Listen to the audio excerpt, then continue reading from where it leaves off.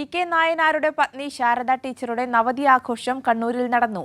രാഷ്ട്രീയ സാംസ്കാരിക രംഗത്തെ നിരവധി പേർ ആശംസ നേരാനെത്തി. 90-ാം പിറന്നാളിൽ ശാരദ ടീച്ചർക്ക് സ്നേഹാശംസകളുമായി നിരവധി പേരെത്തി.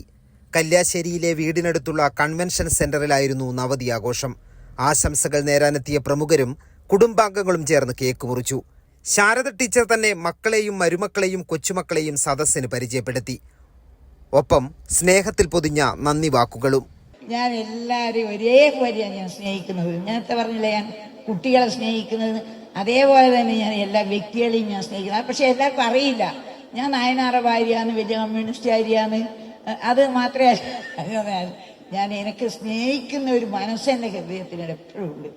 CPIM കേന്ദ്ര കമ്മിറ്റി അംഗങ്ങളായ EP Jayarajan, PK Shrimati teacher, കേന്ദ്രമന്ത്രി സുരേഷ് ഗോപി, മന്ത്രി കടന്നപ്പള്ളി രാമചന്ദ്രൻ, സ്പീക്കർ AN ഷംസീർ തുടങ്ങിയവർ ആശംസകൾ നേരാനെത്തി.